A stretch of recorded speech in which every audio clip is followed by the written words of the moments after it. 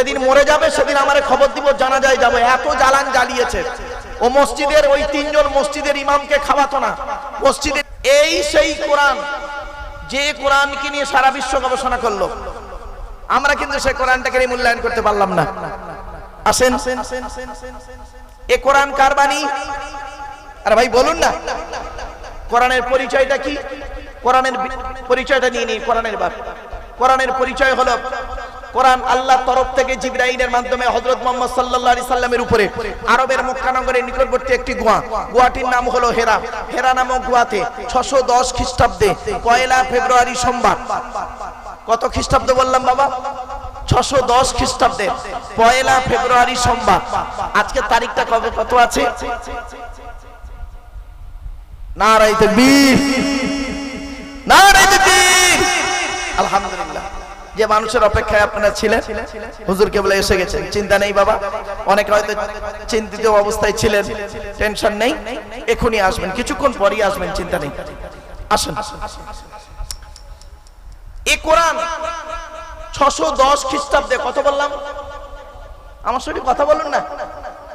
610 খ্রিস্টাব্দের 1 ফেব্রুয়ারি সোমবার। আর আজকের তারিখটা কত আছে বলতে পারেন? 10ই জুন মঙ্গলবার 2025 সাল, তাই তো? বাড়িতে গিয়ে মাইনাস প্লাস করবেন। 610 সাল 1 ফেব্রুয়ারি সোমবার আর 10ই জুন মঙ্গলবার 2025 সাল, মাইনাস প্লাস করবেন। করলেই কবে কোরআন এসছে, নাজিল, কোরআন নাজিল হয়েছে পেয়ে যাবে। আসছি কোরআনের ভিতরে কি আছে? 30টা পারা। আচ্ছা, কোরআনের প্রথম ভাষাটা কি? ইকরা, রিড, পড়ো পড়ো পড়ো। আর মুসলমানদের এখন, প্রায় মুসলমানদের এখন ভাষা হলো গেল গেল গেল। পেট শান্তি, দুনিয়া শান্তি। অনেক মুসলমানের বাড়িতে গিয়ে দেখবেন, সানসেট গুলোতে বড় বড় কিতাব কেনা আছে। ছেলে আমার মাস্টার, ডাক্তার, ইঞ্জিনিয়ার, প্রফেসর হবে, কোর্টের জজ হবে, ভালো আলেম হবে। আর অনেক মুসলমানের বাড়িতে গিয়ে দেখবেন সানসেট গুলোতে বিশাল বড় বড় তরকারি হাঁড়ি আছে, মাল বগরাইতে বেরোবে। মনে রাখবেন, যে জাতি লেখাপড়ায় পিছিয়ে সে জাতি সব দিকে পিছিয়ে। এই কোরআনে আছে 82 জায়গায় নামাজের কথা, বিভিন্ন অ্যাঙ্গেলে। কত জায়গায়? আর লেখাপড়ার কথা কোরআনে আছে 92 জায়গায়। তা কোন সংখ্যাটা বেশি, 82 না 92? তাহলে লেখাপড়ায় পিছিয়ে কেন? এই কোরআনে আছে 250 রকমের হারাম। কত কত কত? 250 রকমের হারাম আছে। কটা হারাম জানেন? ওই মদ খাওয়া, সুদ খাওয়া, বিয়ের পণ্য, নারী নির্যাতন করা, জমির আল চুরি করা, হুকুমের কারণ নেই, এই তো, এই কটাই তো জানেন। 250 রকমের হারাম আছে। এই কোরআনে আছে 250 রকমের হালাল। এই কোরআনে আছে 1000 আয়াত হলো আদেশ, 1000 আয়াত হলো নিষেধ, 1000 আয়াত হলো বিজ্ঞান ভিত্তিক। এর ভিতরে কি আছে? কোরআনের ভিতরে 30টা পারা, 540টা রুকু, 114টা সূরা, 14 থেকে 15 খানা সাজদা, 7টা মঞ্জিল, 8 থেকে 12 খানা সাক্তা, 6666টা আয়াত। কেউ বলেছেন 6236টা আয়াত, 3,23,215টা অক্ষর। এই কোরআন 22 বছর 9 মাস কয়েকদিন, কম বেশি 23 বছর ধরে কোন ঘটনাকে কেন্দ্র করে, কোন ব্যক্তিকে কেন্দ্র করে, কোন বস্তুকে কেন্দ্র করে, কোন জায়গাকে কেন্দ্র করে কোরআনের আয়াতগুলো নাযিল হয়েছে। 6000 আয়াত নাযিল হয়েছে, 12000 জায়গায় নাযিল হয়েছে। তো কটা জায়গার নাম জানেন? শুধু মক্কার মদিনাই তো জানেন। বাপেরা একটু শুনে যান, চলুন এগিয়ে যাই। এবার আসছি, আল্লাহর কিতাবের পরিচয় দিলাম। আল্লাহর ঘরের নাম কি? মসজিদ, তাই তো নাকি? আরে ভাই বলুন না, শুনে রেখে দিন। আজ আপনাদের বলে যাচ্ছি একটা কথা।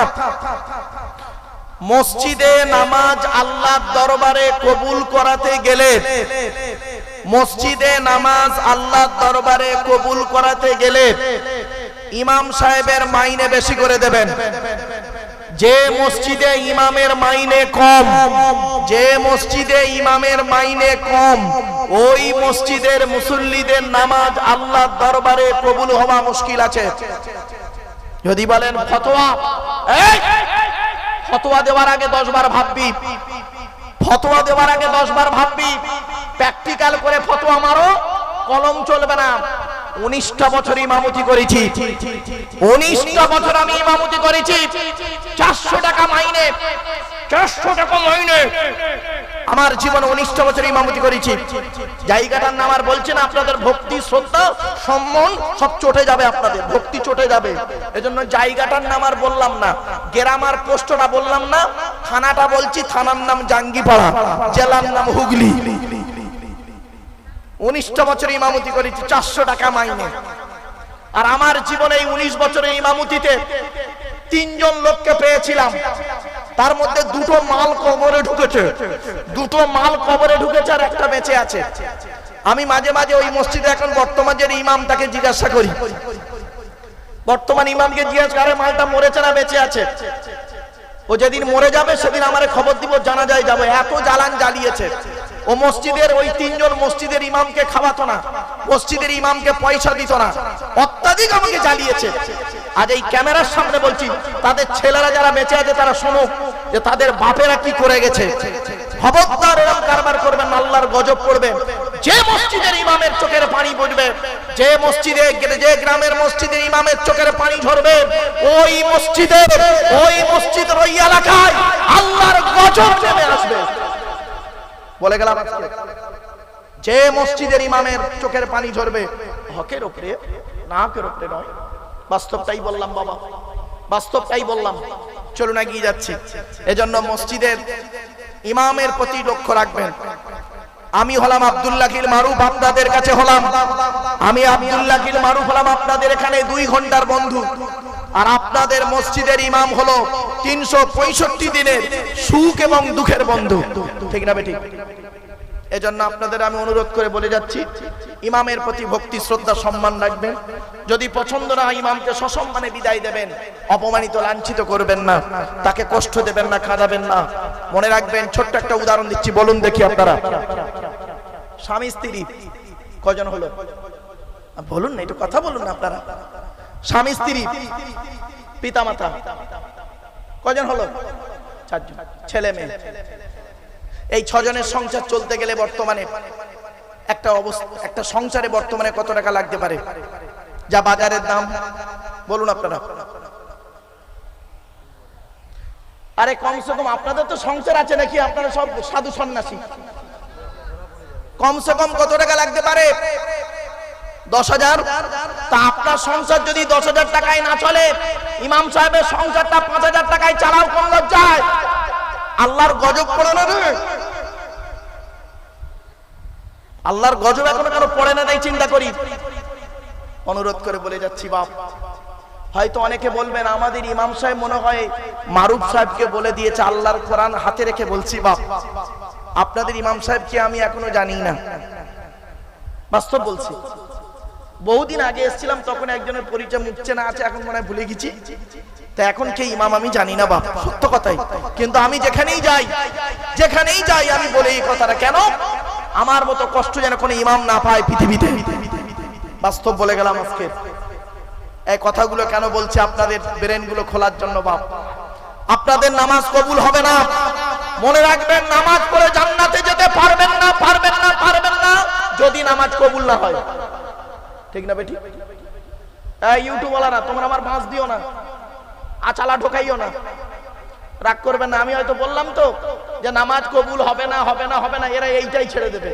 পরে যে কথাটা বললাম না, যদি কবুল না হয় ওটার করে কেটে দেবে, কাটিং করে। এই ইউটিউবওয়ালারা 2-1টা বক্তব্য আমার কাটিং করে, কিছু মৌলবী, মূর্খ মৌলবী, অযোগ্য অপদার্থ, যারা কোরআন পড়তে পারে না, হাদিস পড়তে পারে না, নিজের নামটা আরবিতে লিখতেও ঠিক মতো পারে না, তারা বড় বড় বাতেলা মারলো, বড় বড় বাতেলা মারলো। এজন্য বাস্তব কথা বলে যাচ্ছি বাবা। কেন বলছি কথাগুলো? জ্বালায় কষ্টে বলছি আজকে। চলো না কি যাই। এতক্ষণ আপনাদের কাছে আল্লাহ সম্পর্কে টু দি পয়েন্টের উপরে কয়েকটা কথা বললাম। মসজিদের ইমামের ঠিক রাখবেন। মসজিদ কমিটি তৈরি করে দিয়েছি, ইমাম বলে দিয়েছি। এবারে আসছি যিনি মুয়াজ্জিন, আজান দেয়, ওটাকে কি বলে? পশ্চিম বাংলার বেশিরভাগ মুয়াজ্জিনের আজান ভুল। ঠিক না বেটি? বেশিরভাগ মুয়াজ্জিনের আজান ভুল। আজান দিচ্ছে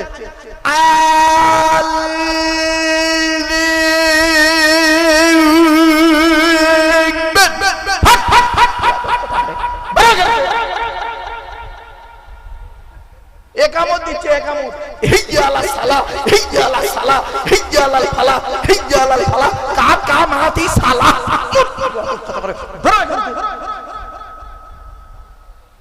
বাপ, খুব দুঃখে বলছি কথাগুলো আজকে, খুব কষ্টে বলছি আজকে। মুয়াজ্জিনের আজানকে শুদ্ধ করে নেবেন, এ দায়িত্ব ইমামের। ইমামের দায়িত্ব মুয়াজ্জিনের আজানটাকে শুদ্ধ করা। কেন অশুদ্ধ থাকবে? কিছু আমার এই মাবনি মার্কা মুয়াজ্জিন আছে, দেখবেন মাবনি মার্কা মুয়াজ্জিন, ও বললেও শুধরাবে না, ও যেটাই করে ওটাই ঠিক। এ বাবা, হাদিস কোনোদিন নতুন নয়, হাদিস পুরাতন। ১৫০০ বছর আগে নবীজি বলেছে, তুমি জানো না বলে তোমার কাছে নতুন। ঠিক না ঠিক? দেখবেন একটা হাদিস বললে আপনাদের কাছে নতুন বলে মনে হবে, শুনলেই চমকে যাবেন। দেখুন হাদিসটা বলছি, বললেই চমকে যাবেন। দেখুন আল্লাহর নবী বলেছেন, নামাজের সময় তোমরা দুটো জিনিস কখনোই করবে না, নামাজ হবে না। নামাজের সময় তোমরা দুটো জিনিস কখনোই করবে না, নামাজ হবে না। দুটো জিনিস কি? ভালো করে শুনে নিন, চমকে যাবেন শুনলে হাদিসটা। দেখুন, ১ নাম্বার, পায়ের গাঁটের নিচে কাপড় ঝুলিয়ে পড়বে না। পায়ের গাঁটের নিচে কাপড় ঝুলিয়ে পড়ে, কত বলিছে আমাদের পায়জামা লুঙ্গি পরতে পারে না, গাঁটের নিচে লুঙ্গি পায়জামা পরে। ভুল বললাম বুঝি না? ভুল বললাম বুঝি না? বাস্তব বলে যাচ্ছি। নবীজি বললেন পায়ের গাঁটের নিচে কাপড় ঝুলিয়ে পড়বে না। এটা তো শুধু সহজ জিনিস শুনলেন, এবার যেটা শুনবেন চমকে যাবেন। দেখুন নবীজি বলেছেন, মুখ ঢেকে নামাজ পড়বে না, মুখ ঢেকে নামাজ পড়বে না। করোনার সময় কি করেছেন?